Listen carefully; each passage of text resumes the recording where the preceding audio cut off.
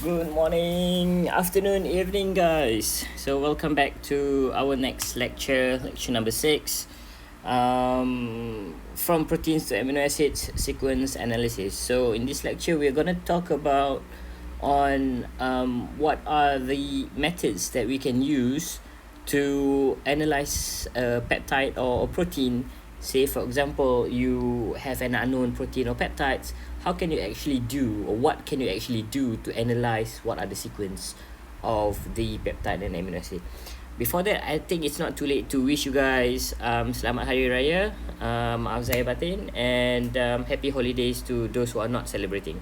But as a Malaysian, I hope you do celebrate, even though, you probably just celebrated at home. Okay, so this week, week number 10. I'll just turn off my Wi-Fi. Okay, so this week is week number 10. We shifted the week's number a little bit. Okay, so this week is week number 10, and we have another 2 more weeks before I'm gonna pass you back to Dr. Aziana. Okay, so if you recall, previously we've looked at the structure of proteins, the classifications, the properties of amino acids, and some methods on how you can actually produce amino acids. We also looked at the different tiers or different layers of protein levels, and we've also looked at how you can actually synthesize peptides or protein in the lab using the Merrifield approach or solid phase peptide synthesis. So this week we looked at protein sequence analysis, not to be like very specific, but we do call it as Edmund and Sanger degradation. So we'll just straight into the lectures. Hopefully we can finish within half an hour. So today we're gonna kind of like the movie Back to the Future, where previously when what you've learned is to look at the structure of protein from the primary sequence to a secondary structure, which is alpha helices and beta sheet, or random call, and then moving to a tertiary structure where you have the monomeric structure of non-functional proteins of peptides, and then you move to a quaternary structure where a few polypeptides come together and form a functional protein. Okay, so today we're going to look at what if you have that, and then how can you actually go back and find what is the primary sequence. Okay, so that's why I put it here. What if you have a protein? How can you identify the primary or peptide sequence? Example, the sequence of amino acid in the chain and the location of all disulphide bridges. So you need to know, by learning about today's lecture, you can, I hope, you can actually do a little bit, kind of like help you to write your report for your final exam. Okay, and also we've looked at some methods that can be used to identify the protein sequences. And as usual, we will use insulin as our model. Okay, because insulin have at least 3 disulfide bonds, and it has 2 different peptide chains or peptide backbone, or whatever you want to call it. Okay, alright, so determination of primary structure. How do we do this? Well, it's kind of like a stepwise process where you can go from 1, 2, 3, 4, and 5 sequentially, and the numbers are arranged based on how the technique was discovered. Okay, so it doesn't mean that to analyze the primary structure of a protein you need to follow 1. If you failed number 1, then you go to number 2 and number 3 and number 4 and number 5. No, it doesn't work that way.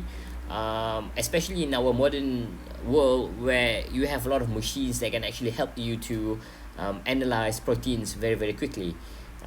So these are kind of like a rough background on what are the options that you can do in case if you want to jump to number 3 and number 3 doesn't work. So you can probably go back to number 2. If number 2 doesn't work, you can go back to number 1 first, do the very basic analysis, and then move to number 2, 3, 4, and 5. Okay, so I'm gonna separate this process into two categories, even though the numbering will be similar. So this numbering will be similar, will be sequential 1, 2, 3, 4, and 5. But we actually have two kind of like different methods that you can do. So the first one is a chemical approach. The second one is more on biochemical approach, or biologists like to call them using enzyme. Okay, so in any case, the first step is almost always, okay, again, I'm saying because you have machines that can actually ignore this step, but almost always to reduce or to break your disulphide bonds to obtain a linear chain. Okay, what I mean by linear is that, protein might be, if you learn more about proteins, there are a few structural naming for a protein. For example, a globular protein, a non-globular, what else? I can't remember, but there's so many different types of names. So the idea here is, if you have a globular protein where it might have a disulphide bond in the middle here, what you want to do is you want to break these disulphide bonds and hopefully get kind of like a more linear chain. It doesn't mean that it will be like a straight chain, but a more linear, so that it will ease up the process of identification. Okay, so how do you do this? So for this approach, there's two steps. So the first step is to use 2-mercaptoethanol. Okay, so 2-mercaptoethanol is a reducing agent, so it reduces the already oxidized disulphide bridge to form an individual cysteine moieties. Okay, so it breaks the disulphide bonds. But then, if you just stop here, you just break the bond and think of proceeding with the amino acid analysis, it doesn't work that way, because once you used up all the reducing agent, this disulphide bond can easily form in the presence of oxygen. So if you have a solution that contains a dissolved oxygen, or any solutions, pretty much, as long as it's not pure, will have a certain percentage of oxygen dissolved in it. So once your mercaptoethanol have been used up, these disulphide bonds can actually be reformed. So to avoid that from happening, the second step, so that's the first step, the second step is to use iodoacetic acid to actually kind of like block the cysteine's residue, so that it doesn't form disulphide bond anymore. And so this structure over here is almost looks like a methionine. Okay, methionine is as with just a methyl group, but this one has a carboxyl as well, so it's kind of like a methionine, but it's not really a methionine. But what it does is it stops the amino acid, the cysteine amino acid, from forming a disulphide bond again. Okay, so it reacts with a protein thiol group with iodoacetic acid to prevent the disulphide bond from reforming as a result of oxidation in the presence of oxygen. Alright, so so you break the disulphide bonds, which then allows for separation and purification of individual chain if needed. Okay, for example, in our case, as I mentioned previously, insulin has two chains, A and B, which are connected not by covalent bond, but it's a temporary covalent bond, but via cysteine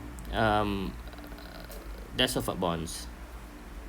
Okay, so if you were to try and separate them individually without reducing your disulphide bond, you won't be able to do it. So that's why you use mercaptoethanol, and then the second step, you use iodoacetic acid to actually stops this bond from forming again, right? And then you can actually separate them, because now you have two different amino acids, two different peptides, which has two different retention time. Thus you can actually separate them via electrolysis or via chromatography, HPLC, and whatsoever method that you can use. So now you can actually separate chain A and chain B, and what you will do next is just take one of the chain. For example, you can treat the other chain using the same method, but this is just an example. So you just take chain A. Okay, so what you can do is you can analyze the number and kind of amino acid that are in the peptide chain, that is made up of the peptide chain, okay, by using a full hydrolysis of amide bond. So what you are doing is actually you breaking up this peptides into individual amino acid. Okay, to do that is very easy. We just take now the purified peptide chain, you put it in 6 molar of hydrochloric acid, you heat it up to about 100 degrees Celsius. So it, depending on the protocol, so some protocols that I've read, actually they did actually do this at about 60 degrees Celsius, and some protocol did it at about 120 degrees Celsius. So it doesn't matter as long as you heat it up to promote the reaction, and then you leave it for, of course, a while. It doesn't mean that it needs to be 24 hours, it can be overnight and whatnot, depends on your protocol again. And finally you'll get individual amino acids. Okay, so the peptide chain will dissolve and denaturize in 6 molar of hydrochloric acid. High temperature and acid environment will promote hydrolysis. So you can also use so this one, it says acidic. You can also use a basic environment, but of course if you use a basic, then the protocol will change. Okay, so once you do have the individual amino acid, what you can do is you can analyze them using a high performance liquid chromatography, or we call it as HPLC, or what do you call it, some people use ion exchange chromatography, some people can use a amino acid analyzer, but the principle are the same. So the principle is you're gonna run now your mixture of amino acid. Okay, you're gonna run it through a column. Okay, think of it as similar as the column chromatography that you've learned, where you actually you know, in the lab, you are actually separating your compounds through the column. Okay, you are using hexane and ethyl acetate, for example, acetic acid, whatever it is. But this technique is more traditional technique, where you can load a huge amount of compounds, and you can separate them through the column. But a HPLC is more an automatic system, where in case of, you know, you just want to analyze the abundance of the amino acid, or the kind and number of the amino acid. So you can simply do using an automatic system, where you run a standard of amino acid, okay, at a certain concentration, using the same system, the same column. You run it through like this until it reaches the detector, and then once you run all the 20 amino acid, then you can run your digested sample, so your full hydrolysis sample, and then you will see similar peak coming out from the same machine. So what you can do then is you can compare the retention time of the amino acid. Say for example, if you don't know this, right? If you don't know this, because for example, if this one is your protein that you just digested, that's our alpha chain protein, for example. So because you have your standard up here,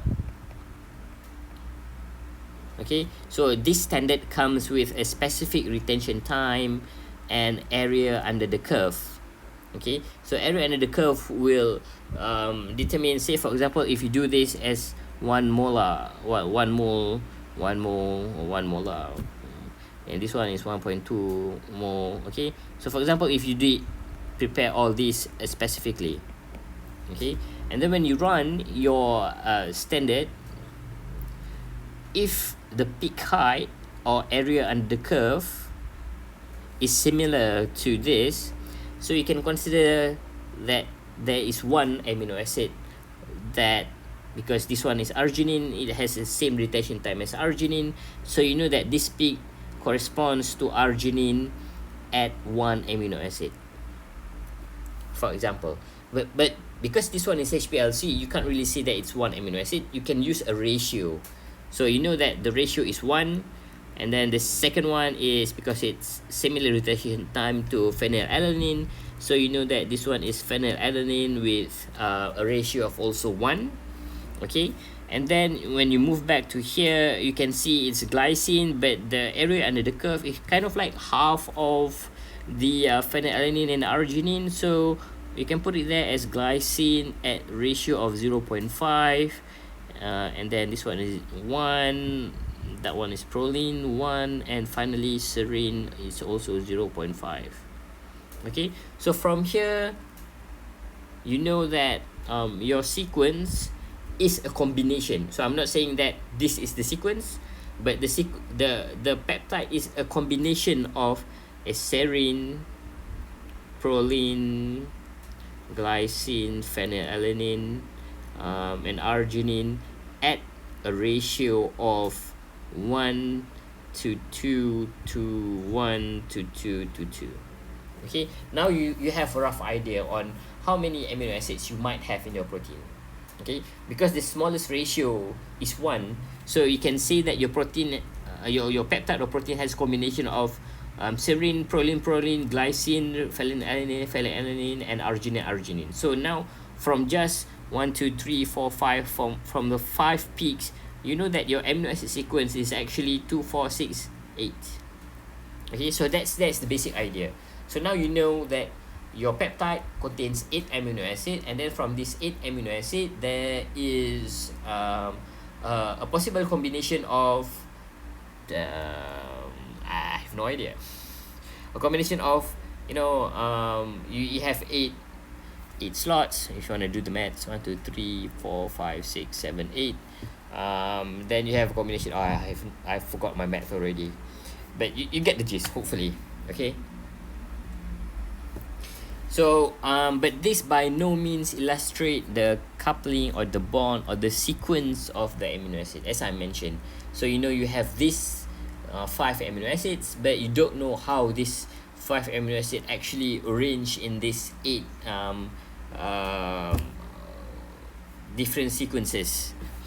Okay, so additional process needs to be done to completely identify the protein sequence. This is a very tedious to determine a protein sequence via chemical process only. This method is hardly used nowadays anyway, so I will show this hardly used method on step 3, and then normally nowadays you combine it with a biological enzyme to ease the process, which is on step 4. Wait, step 3 it's also step 3, but step 3 biochemical, the other one is step 3 chemical. So I actually split it into the same step number 3. Okay, so let's go and have a look at step number 3. So step number 3, what we call as a partial hydrolysis, and because we have 2 different methods that we can use, one is chemical partial hydrolysis, the second one is biochemical partial hydrolysis.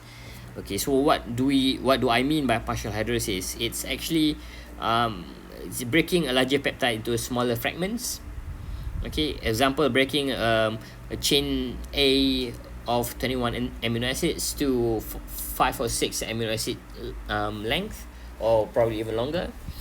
Okay, the resulting fragments are separated, and the amino acid composition of each fragment can be determined using electrophoresis or an amino acid analyzer. So this is kind of like what we do on step 2, but now it's a shorter version, so you can actually analyze it more readily. So for example, if it's just 5 amino acid compared to 8, so the probability now becomes the probability for you to solve the amino acid sequence is now higher compared to when you have an 8 amino acid. Okay, and then the process is repeated, and the sequence of the origin protein can then be deduced by lining up the peptides or protein peptide segments and looking for regions of overlap. Okay, so there's 2 options: chemical and biological partial hydrolysis cleavage, and just try and remember this, because I'm gonna show you like how we actually solve that. Okay, but before showing you how to solve that, I'm just gonna go through about some information before we actually go to the exact example. So now option number one, partial hydrolysis. The easiest way is, of course, you dilute it in acid. So you put your peptide in dilute acid, not really that dilute actually. Dilutes offer strong acid, so you cannot put in carboxylic acid and then expect it to react.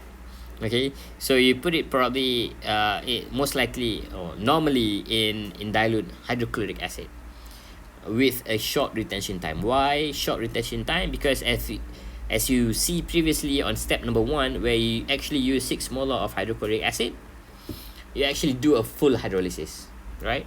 So because what you want now is only partial hydrolysis, so you can use a more diluted acid, probably 1 molar HCl, and then do a shorter reaction time. You can probably do 100 degrees, similar to previously, but then instead of 24 hours, you might want to do like 2 hours, 4 hours, 6 hours, 8 hours, and looked at what are the degrees of hydrolysis that you actually get.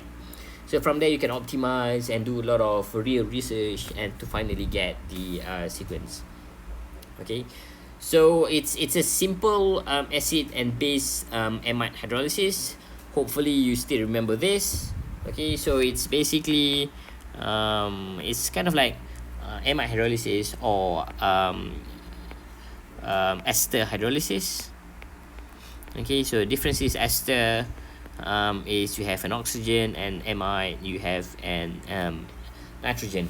So acid hydrolysis, so first off is, of course, your oxygen takes out protons.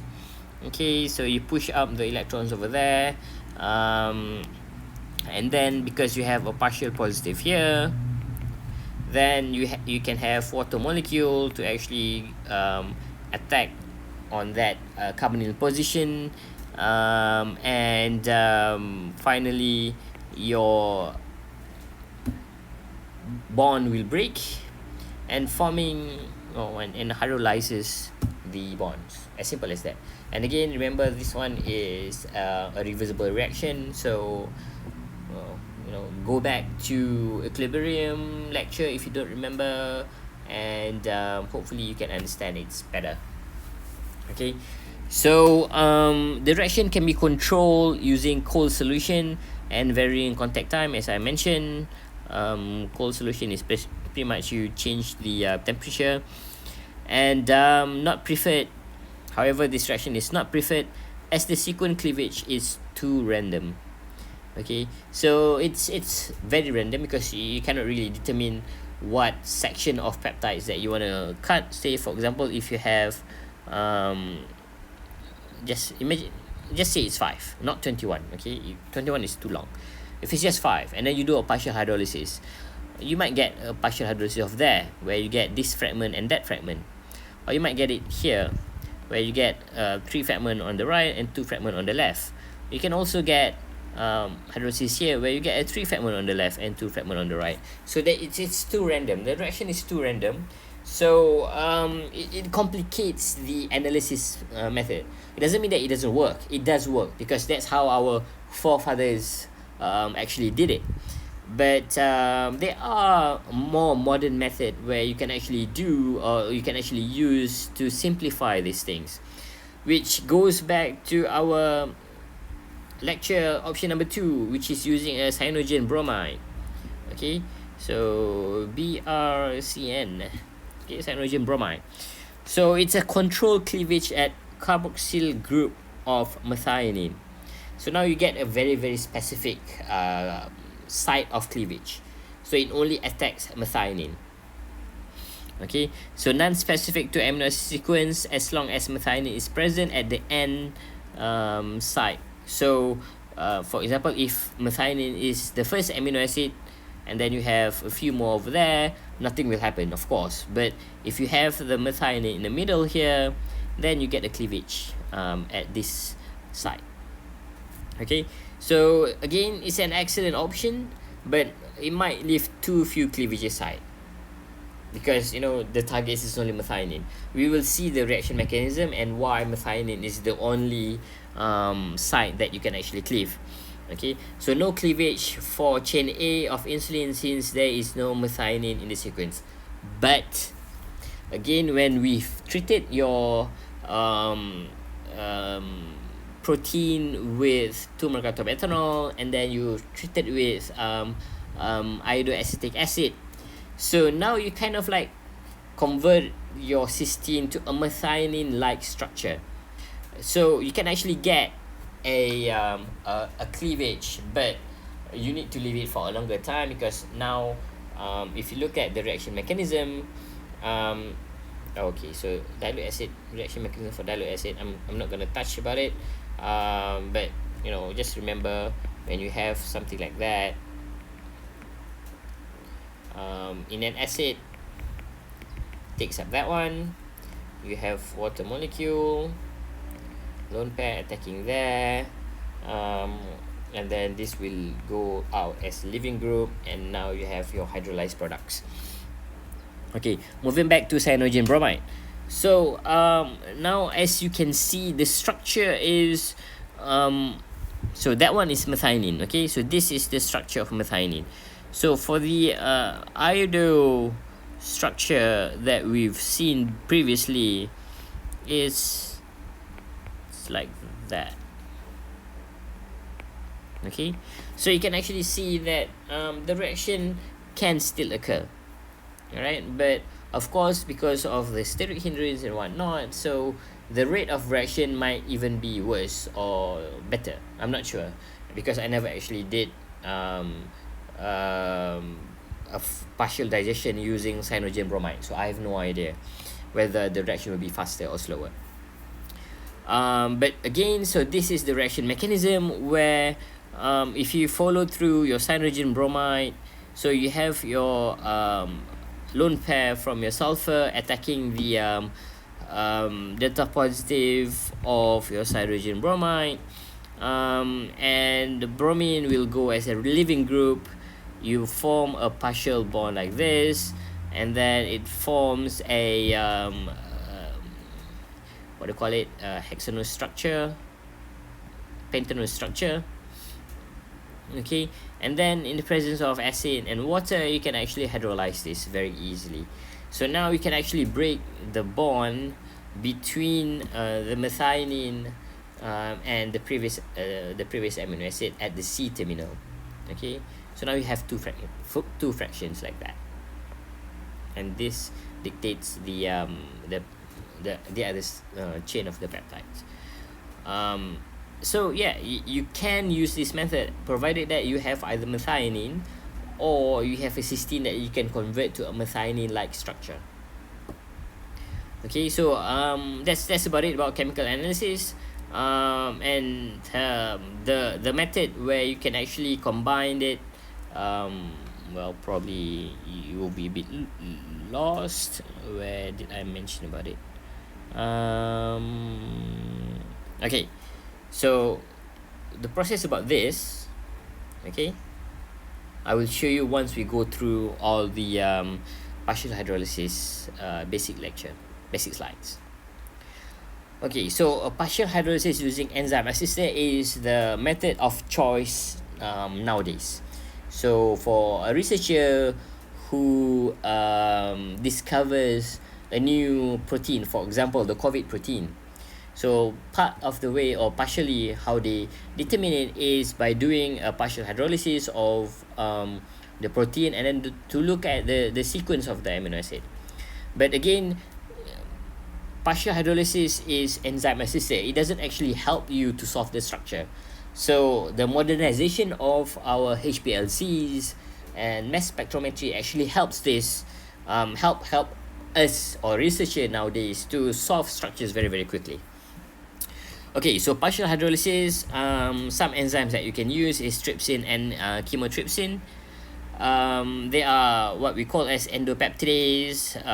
You don't need to know what endopeptidase means. Endo means inside, peptidases is just a enzyme that digests peptides. Okay, so peptidase. Endo means inside, so endopeptidase is an enzyme that is present inside a living cell, because a living cell, they need to break up proteins and reform proteins. So these enzymes are actually found initially inside cells. Okay, so that's why they call it endopeptidase. It's not critical.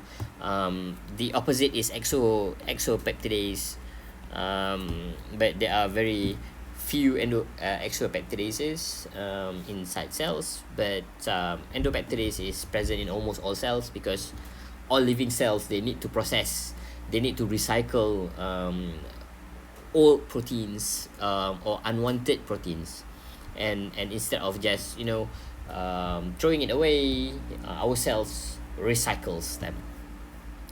Okay, so trypsin and chymotrypsins are endopeptidases that catalyzes the hydrolysis of only a specific peptide bonds listed below.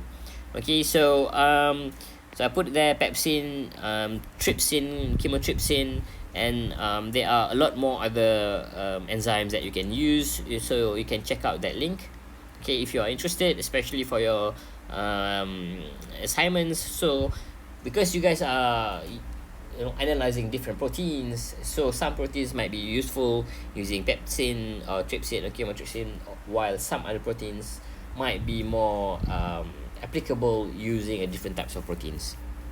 So you can check out this link. Alright, so what are the specificity for pepsin? So for example, if you have an X1 as an amino acid 1 and Y1 is another amino acid, so and the double dash means a cleaving site. So to cleave this bond in the middle there, X for pepsin, X can be any amino acid, but aromatic and hydrophobic amino acid are preferred, while Y can be any amino acid and it's non-specific. So if you put a pepsin, it's kind of like putting in your cyanogen bromide, where it cuts randomly. Okay, so that's pepsin. For trypsin now is that X is only arginine and lysine. Why is that? If you recall the properties of these two amino acids, they are a cationic amino acid. Okay, in a certain microenvironment, they can be a cationic. So it's a charged amino acid. So trypsin attracts to these two amino acid only. However, Y can be non-specific. So now if you have a sequence where you have a lysine or an arginine, you can now cut these two bonds. Okay, and for chymotrypsin, it's the other way around. Oh well, it's not really the other way around, but X is amino acid containing aromatic moiety. So because trypsin attracts to the positive charge, chymotrypsin attracts to more non-polar aromatic moiety, while again Y is non-specific. So as long as you have, for example, a phenylalanine here or a tyrosine, you can break that bond using a chymotrypsin. Okay, something to note is that proline and proline, there will be no cleavage between these two proline residues. So for example, if you have two prolines attached to, say, alanine, and then you put in of course you cannot put in trypsin because there's no lysine or arginine, and of course you cannot you don't want to use a chymotrypsin because there's no aromatic moiety in this 4 amino acid sequence. You might want to use pepsin, right?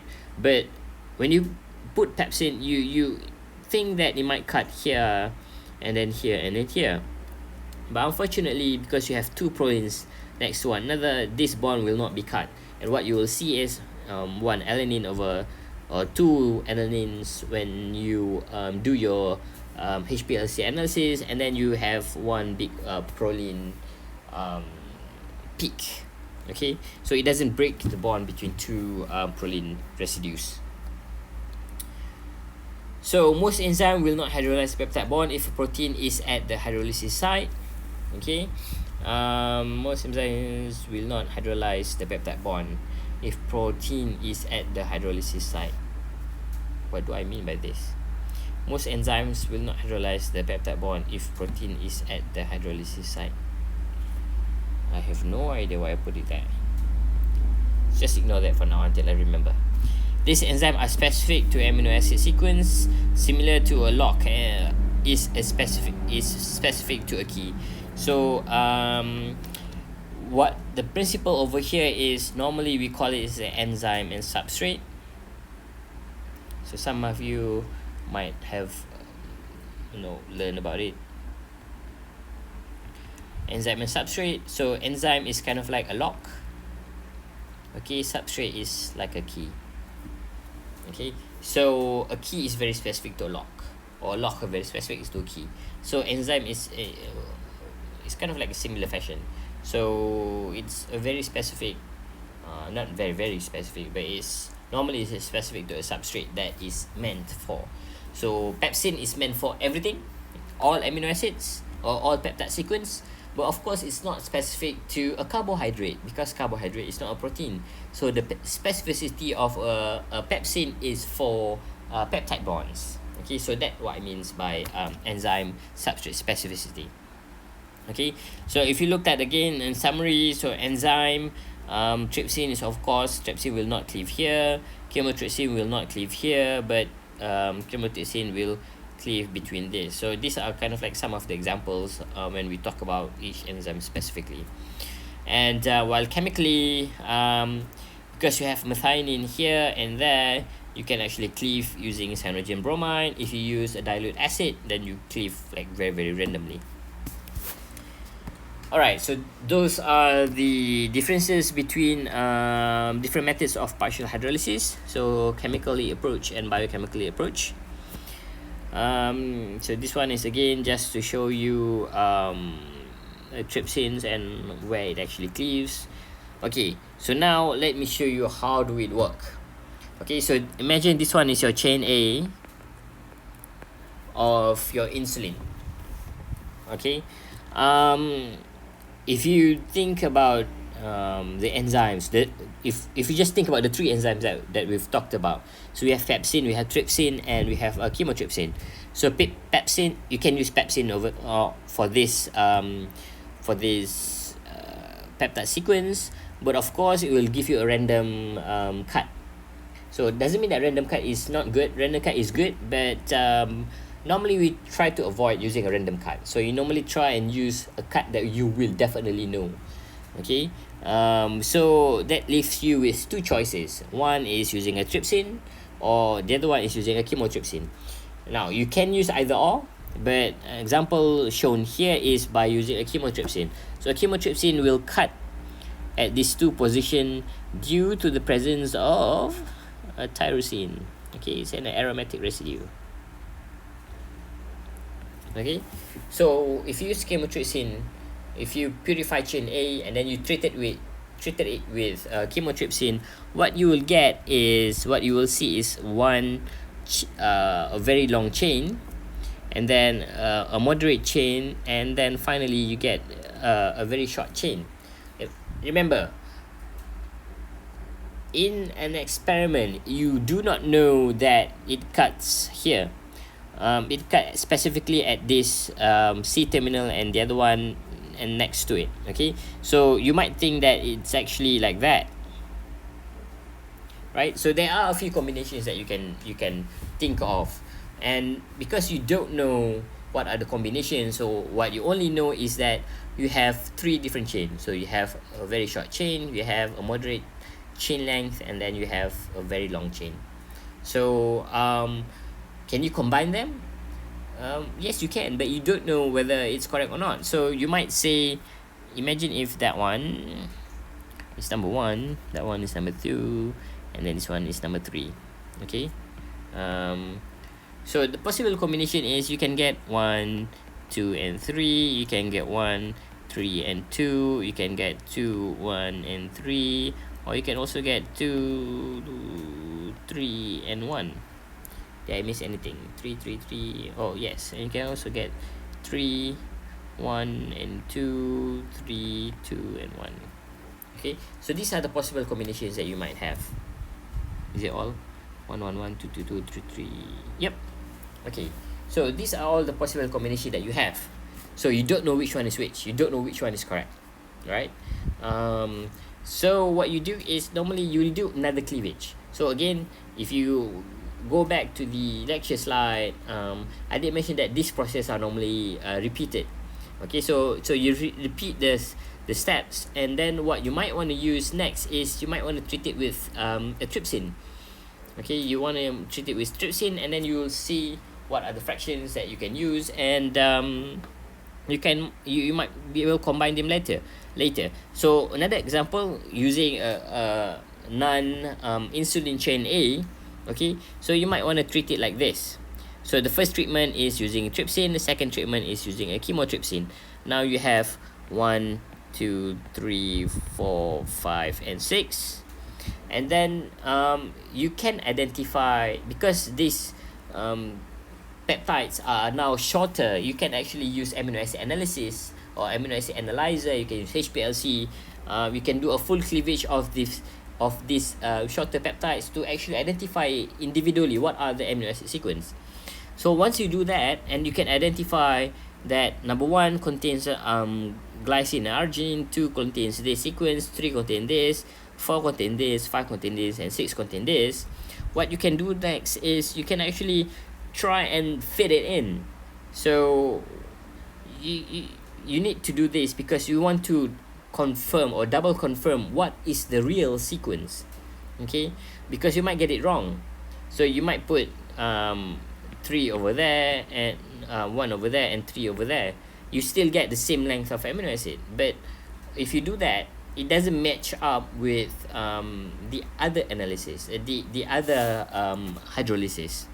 So that's what scientists do. So you do it multiple times. So that's number 1, that's number 2, and then you make sure that number 1 and number 2 are aligned. So once they are aligned like this, okay, then you can be sure that this sequence are now 99% correct. Okay, so that's how, well, that's one of the ways where you can actually determine amino acid sequence. Okay, nowadays you might not need to do this anymore. You have a lot of libraries where the HPLC, the mass spectrometry, are more modern, but it doesn't hurt to actually know about this method, especially if you have an unknown protein. If it's a known protein, then it's fine. You can easily put it into mass spectrometry and then get a prediction on what are the sequence of the protein. But for an unknown protein, for example, in our case nowadays, COVID-19, so to know the sequence is to do of course partial hydrolysis like this to confirm the sequence, and then you supplement it with another technique, for example mass spectrometry analysis, or X-ray crystallography, or NMR spectroscopy. So you can actually use this combination of this technique to actually validify, to make sure that okay, this protein contains 150 amino acid and these are the sequence. Okay, so that's how research are being done. So you don't just use one method and then say, oh, this method is definitely correct, so I'm gonna use this, and this is the sequence, I'm gonna publish it, I'm gonna share it with the research community. It doesn't work that way. So normally this is one of the methods that you will use, and because partial hydrolysis, X-ray, and NMR spectroscopy are kind of like a matured technique now, so you can use either two of these technique and say, yes, this is my sequence, and I've cross-checked with the two different methods, and it's there. Okay. Hi guys, because the lecture is a bit long, so I'm gonna split it into two. The other about 10 minutes or so will be covered on next Tuesday, and then following that we'll move to the lipid section. Okay, so for now that's it, and have a good weekend.